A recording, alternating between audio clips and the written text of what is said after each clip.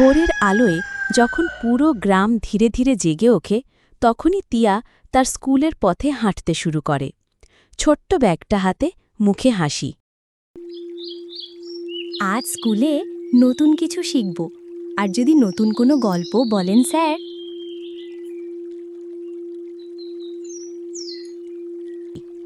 School শেষে বাড়ি ফেরে টিয়া, তার মুখে তখনও সেই গল্পের ছাপ। এই যে আমার স্কুল ফেরত রাজকন্যা, খিদে পেয়েছে? মা, আজ পরীদের নিয়ে একটা গল্প বললেন স্যার, খুব মজা লেগেছে। বিকেলে বই খুলে বসে টিয়া। গল্পের বইয়ের পাতায় এক নতুন জগৎ খুলে যায় তার সামনে। এই গল্পে তো এক পরী আছে। যদি সত্যি এমন কেউ থাকতো, আমার সঙ্গে গল্প করত, খেলে বেড়াতো। রাত হয়ে আসে। টিয়া ডিনার করে, তারপর মা তাকে শুতে পাঠায়। আজ অনেক পড়েছিস, এখন ঘুমো, স্বপ্নে হয়তো পরী আসবে। আমি পরীকে বলেছি আজ স্বপ্নে আসতে, সে শুনবে না।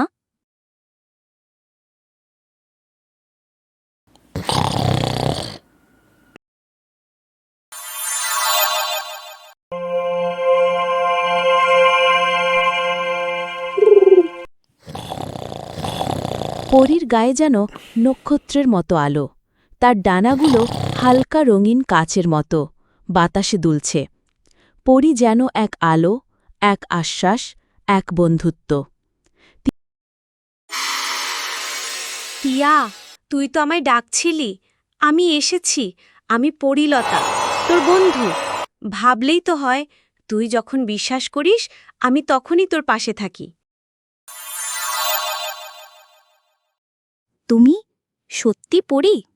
আমি তো শুধু ভাবছিলাম। চল, আজ অনেক মজা করব।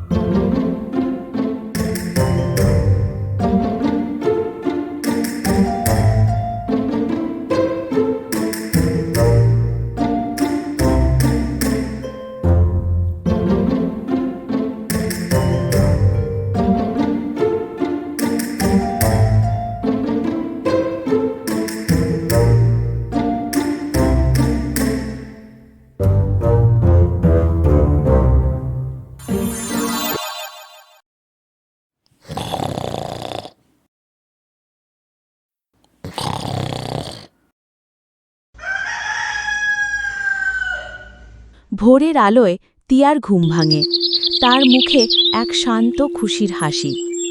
পরী এসেছিল, আমি জানি ও আবার আসবে, আমি আবার তার কাছে যাব।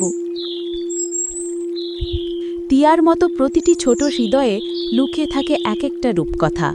শুধু দরকার একটু কল্পনা আর একটু বিশ্বাস।